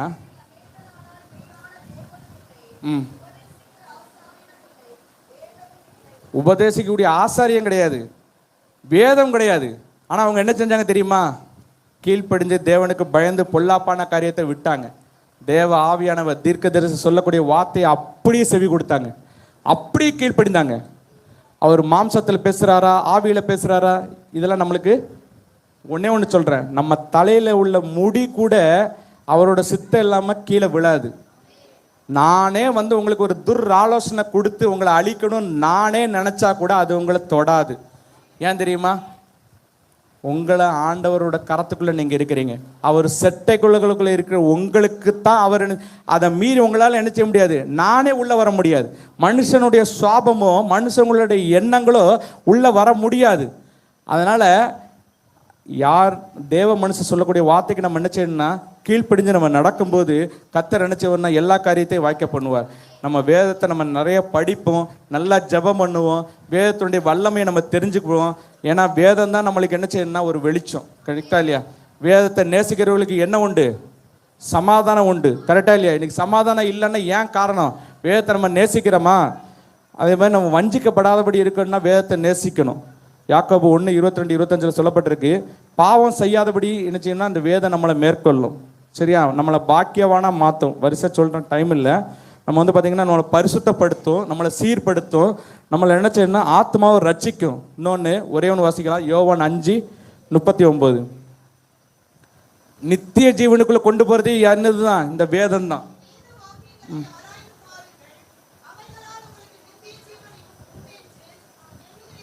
வேத வாக்கியங்கள், அதாவது பார்த்தீங்கன்னா வசனத்தை நம்ம தியானித்து வசனத்தை படி நடக்கும்போது தான் நம்மளுக்கு நித்திய ஜீவன் உண்டு. கரெக்டா இல்லையா? நான் ஜெபிக்கிறேன், நான் ஜெபிக்க மட்டும்தான் செய்வேன் அப்படின்ட்டு இருந்தால்னா நம்ம என்ன செய்ய முடியாது, பரலோகத்துக்கு போக முடியாது. நம்ம ஜெபிக்கிறவங்களாகவும் இருக்கணும், வேதத்தை நேசிக்கிறவங்களாகவும் இருக்கணும், வேதத்தின்படி நடக்கிறவங்களாகவும் நம்ம மாறும்போது நிச்சயமாக ஆண்டவர் என்ன செய்வார்னா நம்ம தலையை உயர்த்துவார். வேதத்தை தேடலை அப்படின்னா நம்மளாம் எப்படிப்பட்டவங்களாம் மாறிடுவோம்னா சபிக்கப்பட்டவங்களாம் மாறிடுவோமா? ஒரே ஒரு வருஷம், யோவான் 7:49.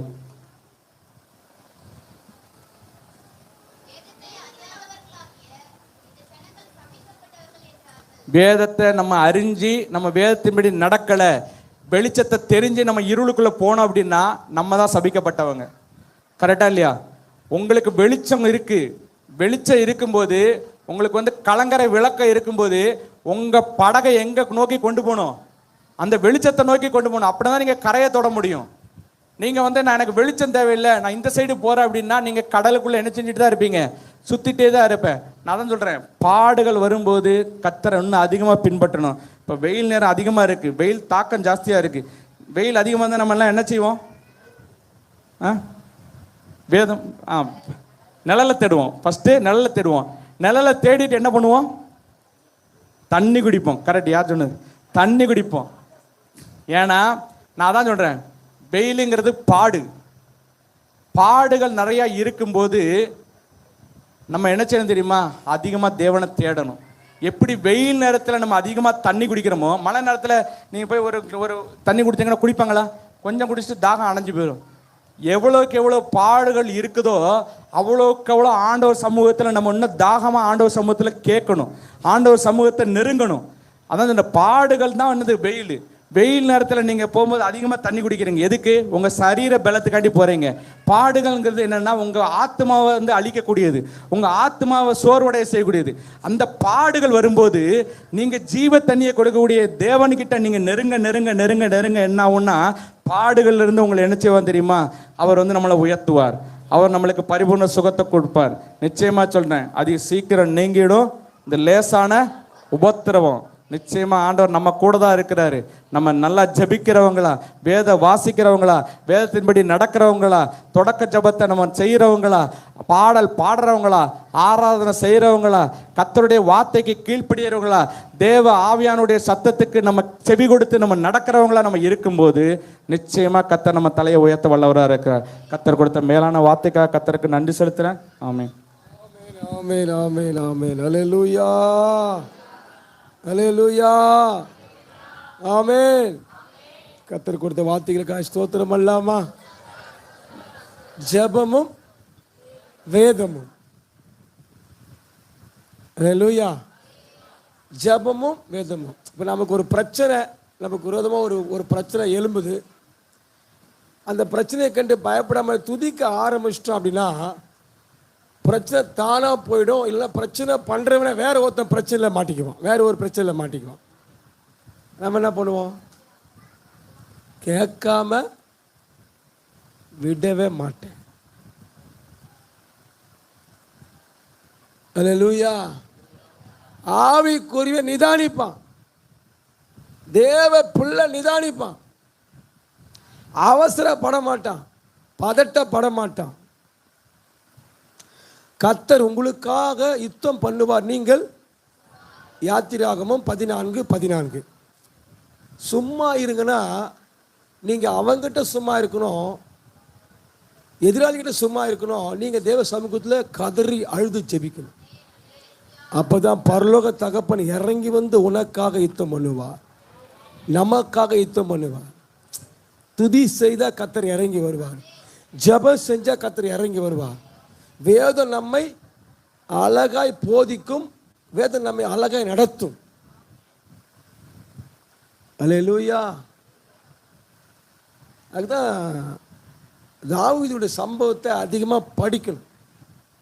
எனக்கு நல்லா ஞாபகம் இருக்கு. சின்ன வயசில் ஒரு பக்கத்து வீட்டில் ஒரு கிறிஸ்துவ குடும்பம், சின்ன வயசில் நல்லா ஞாபகம் இது. சங்கீதத்தை வாசிங்க, புதிய ஏற்பாடை வாசிங்கன்னு சொல்லுவாங்க. அப்போ சங்கீதம் எங்கத்தை பார்க்குறது எனக்கு தெரியாது. ஏன் நான் சங்கீதத்தை வாசித்தா நமக்கு என்ன வரும்? நமக்கு என்ன வரும்? தைரியம் வரும். ஒரு அழிலே சொல்லாமா? வேதம் படிக்க படிக்க படிக்க படிக்க வாசிக்க வாசிக்க வாசிக்க பரிசுத்த ஆவி நமக்குள்ளே என்ன பண்ணுவார்? நம்ம தைரியப்படுத்துவார். அல்லேலூயா.